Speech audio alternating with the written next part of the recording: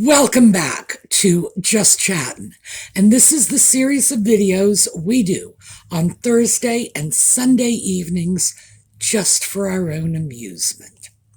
So for all you Audie fans, the cat is across the room sleeping on the sofa. He's been doing a lot of that lately. I'm not sure what it's all about, but yeah, sleeping cat. I read somewhere that most cats sleep 20 hours a day, so I don't think I should really be surprised by this. But he may show up, he may not. Who knows? He's a cat. Today, I thought we would talk a bit about the sock puppet.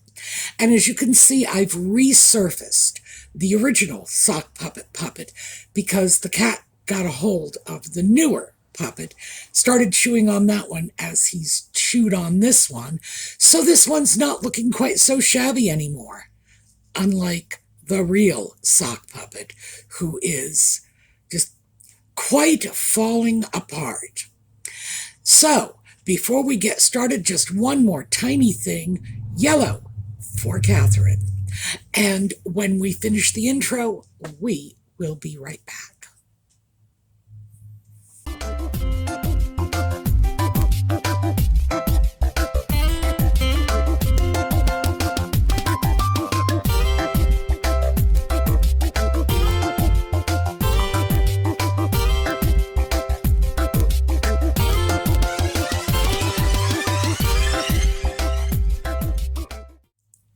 So, as I said before the intro, I thought we'd talk about the sock puppet today. Not because I find him particularly entertaining, but because he is the one who is generating the headlines lately. My goodness, Nutmeg must be tearing her hair out over this. But let's start with the never-ending drama of lawsuits. He's still got ongoing lawsuits with The Sun, and that's the British publication tabloid. It's owned by Rupert Murdoch, which, I don't know, I guess that alone tells its own story. But these are the people that he is suing for allegedly invading his privacy through illegal means, hacking, wiretapping, who knows.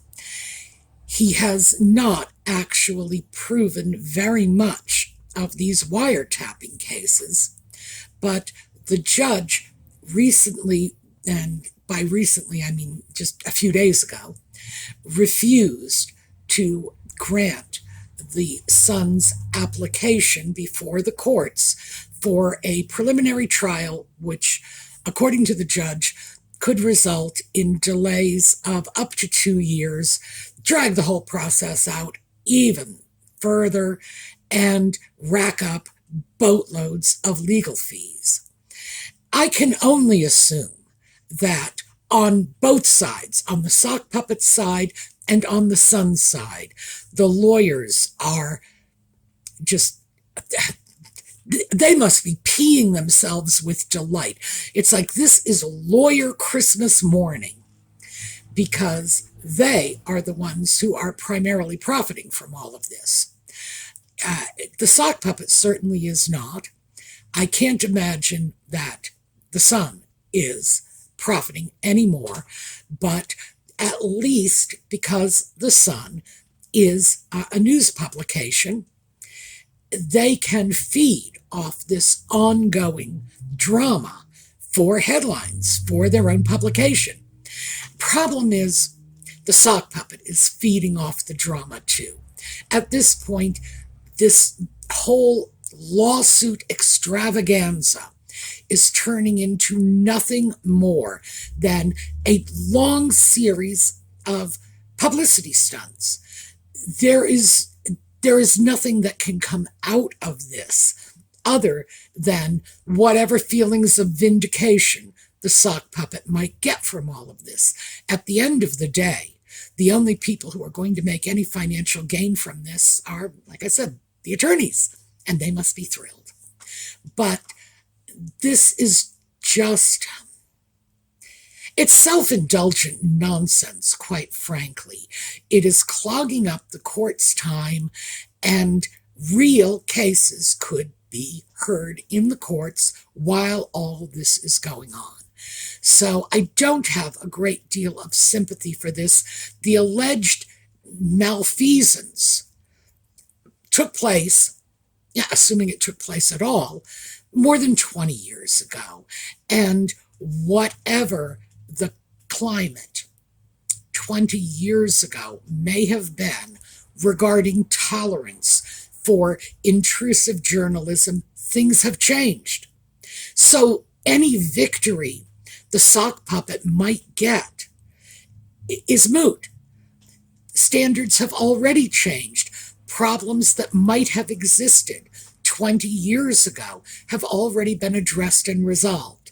So it's not even as if he can get on his moral high horse and say, I am doing this to improve society. Of course, that is pretty much what he says whenever he climbs on his high horse.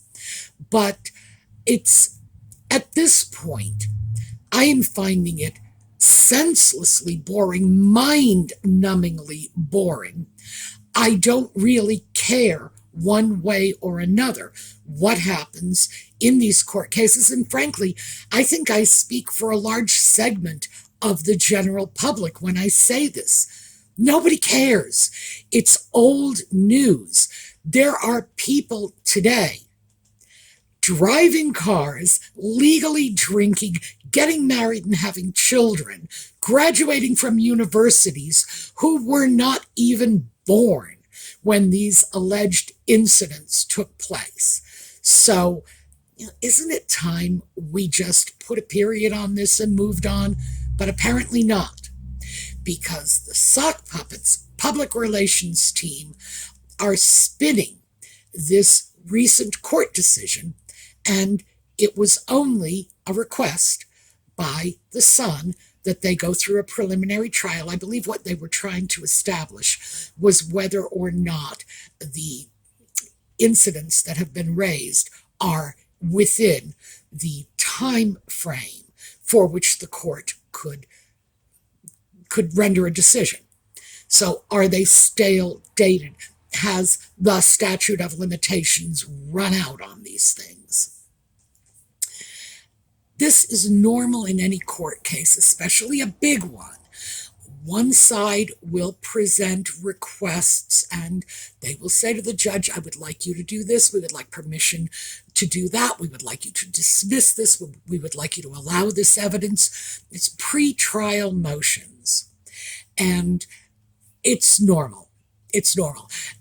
Attorneys are going to ask for everything they can possibly ask for. It's not necessarily a delaying tactic. In some cases, it's just a hope they're going to get lucky and get something bounced out of court. But this is a normal part of the legal process. And it is normal for a judge to say yes to some things, no to others. But Harry's people are touting this as a major win. So, yeah, we're back to the spin doctoring again. And remember, that is the core of one of his other legal arguments. I think it was the Mirror he accused of defamation when they had said he was spinning the facts for his own benefit. And this was with regard to yet another legal case. In this case, it was his request before the British courts that he get his paid security and Scotland Yard and guns and whatever else. The bells and whistles. It's like, yeah, you have to put me in a police car with sirens. Honestly, at the end of the day, it started to sound like he was 4 years old. So it's crazy. Lawsuits because of lawsuits. But in that case, he was accused by the press of spin doctoring. And of course, he didn't win that case. So there you go. I don't even know what to say. It's just, like I say, it's mind numbing. And I cannot imagine that I am the only person who feels this way. Every time you turn around, more litigation from the sock puppet. So let's take a look at something else, because this may well go into litigation here in the US. Who knows where that's going? And that was about the lawsuits to gain access to his immigration paperwork. So,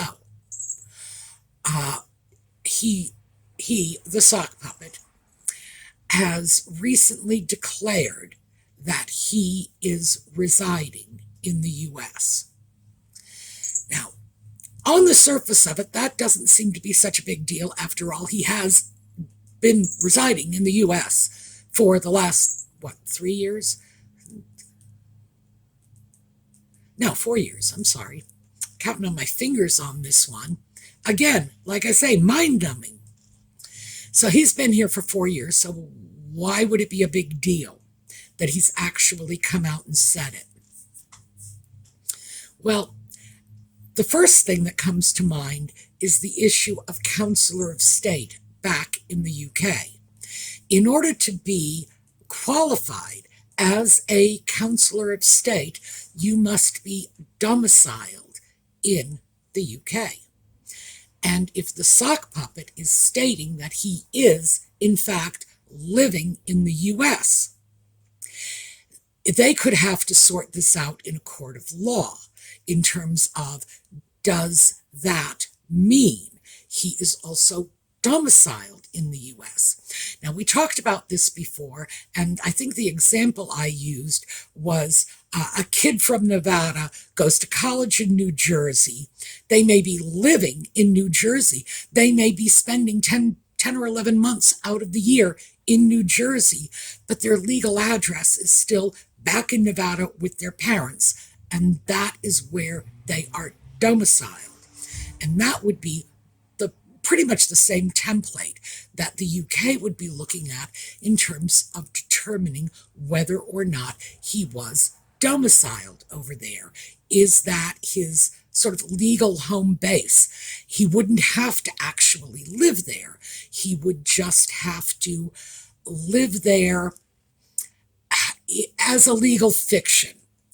Same as the child who lives in New Jersey, but actually maintains their legal residence for purposes of taxation and census and things of that nature back home in Nevada.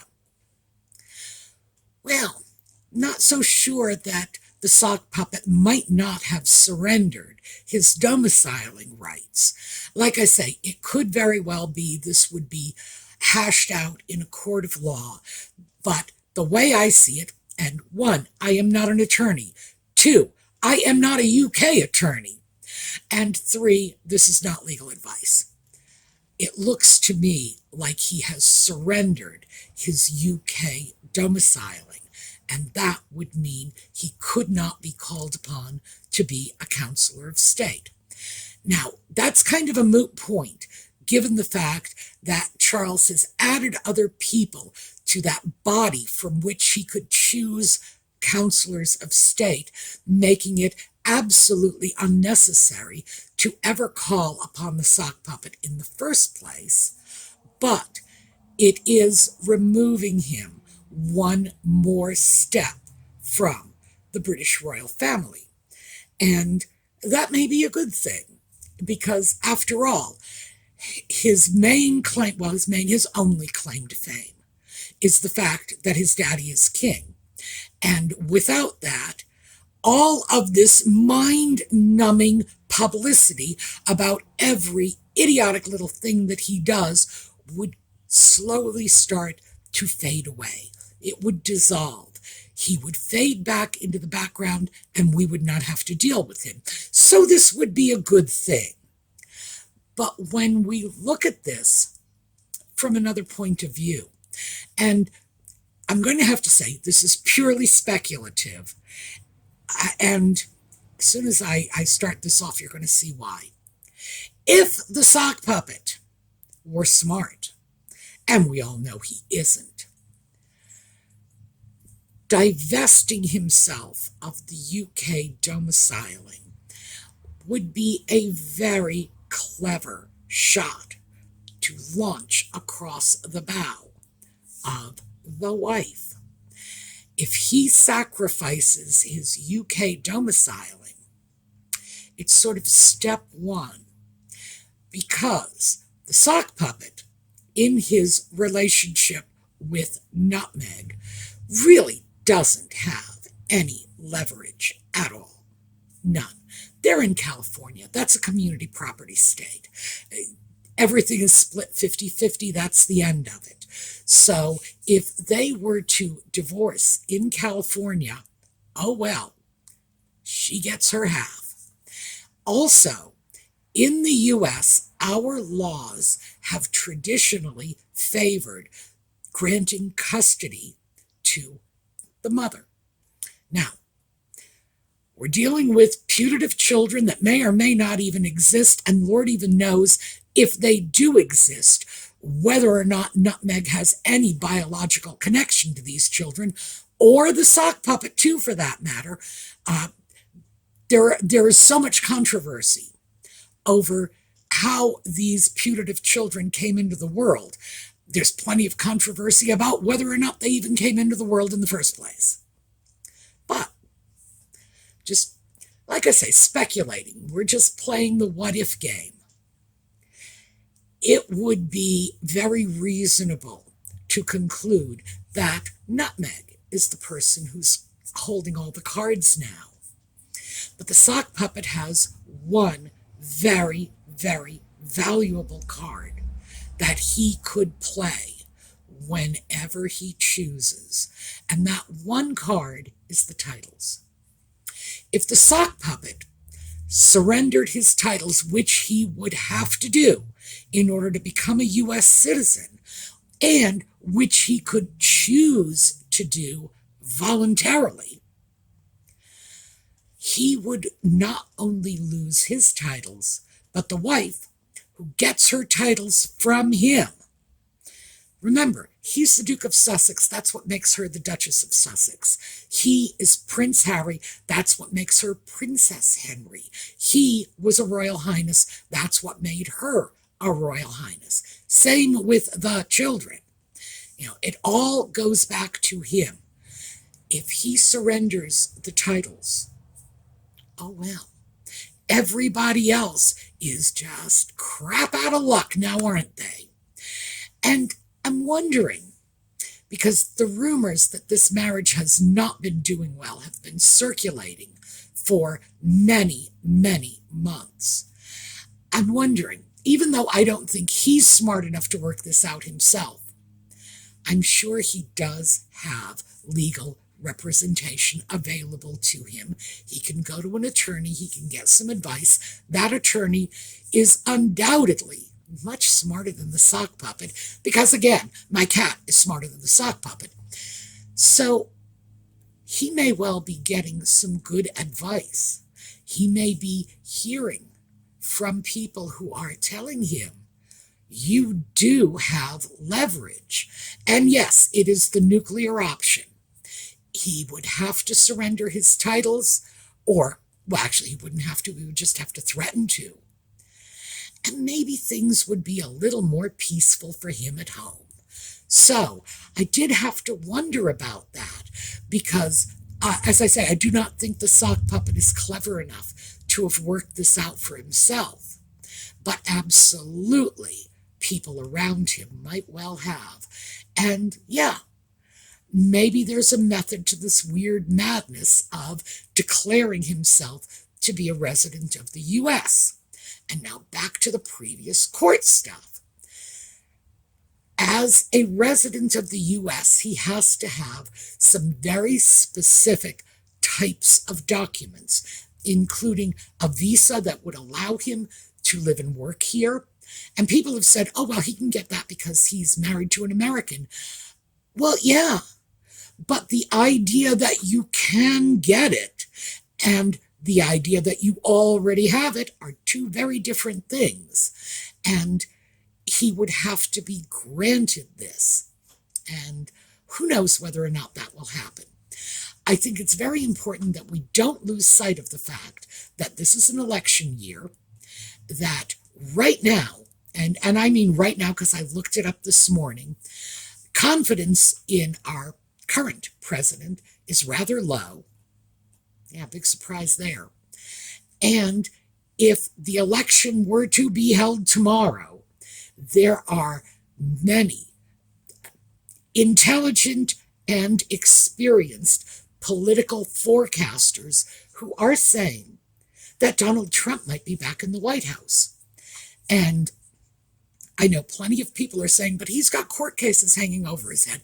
And yes, I will grant that ordinarily in the real world, that would be a bit of a deterrent. But as many of you know, I'm from Rhode Island, and we have had politicians pulled out of office in handcuffs. Our mayor, Providence Mayor, Buddy Cianci, Buddy was probably the best mayor we ever had. And Buddy was under indictment for something virtually every other weekend. So, as a Rhode Islander, voting for politicians who are under indictment, awaiting trial, even in the big house, is just not all that weird to me. So I have to look at it and say, yeah, it's only a deterrent if you want it to be. So that's my little bit of Rhode Island politics for you.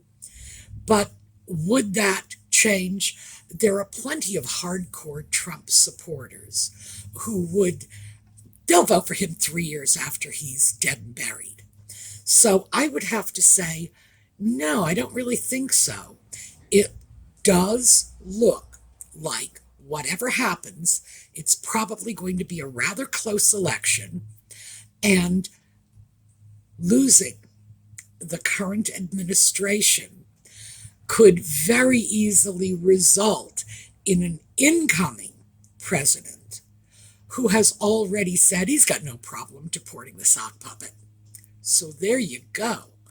We are looking at a situation in which the political climate that allowed the sock puppet to come into the country with all of his documents obscured and hidden from public view, that administration may well be on its way out.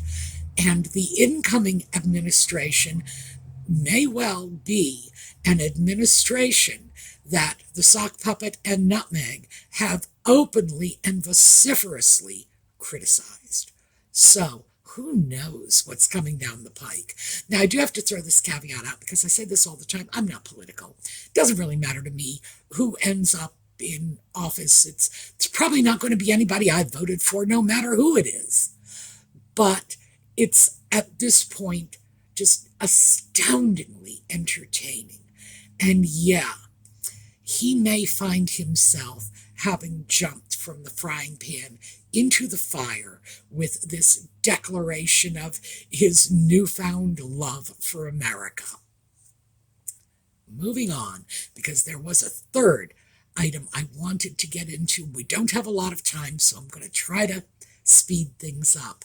And this is the sock puppet's new Netflix venture, which is The Polo Show. I honestly don't know what it's called. I have been calling it The Polo Show. And it's allegedly a docudrama. Well, allegedly a documentary, but we know them. It's going to be a docudrama. And what we know is, one, news headlines recently, the putative children will not be in the docudrama. Really?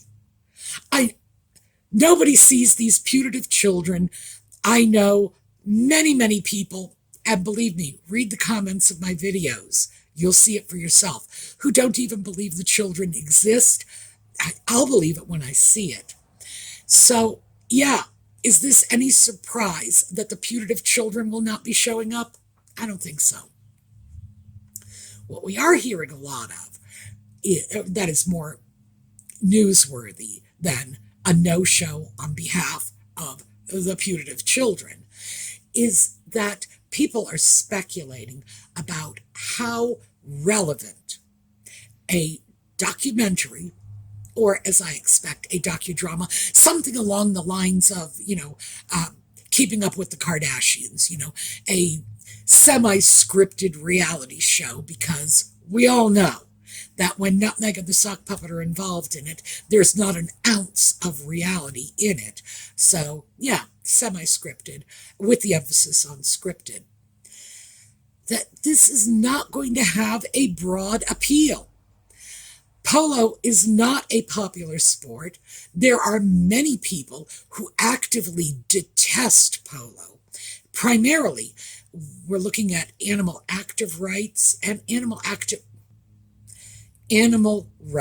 activists. I got that all jumbled up and turned backwards. So, yeah, senior moment. We'll just write it off to that.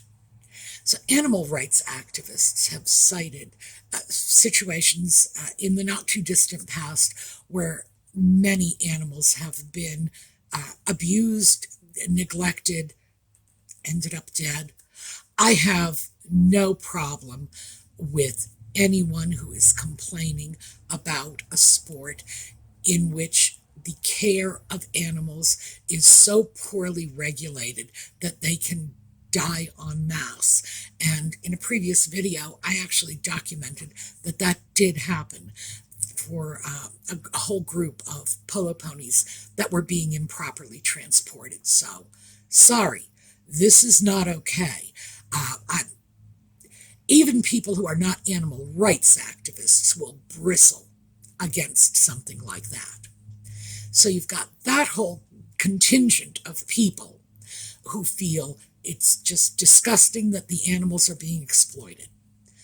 You have another equally vociferous group of people who are saying this is elitist, this is a slap in the face of people who are struggling economically because times are not good all over. It's like we're all still dealing with recovering from an economic crisis that was brought about by the pandemic. We know the U.S. pretty much closed its doors for 3 months, and it's going to take a while to recover.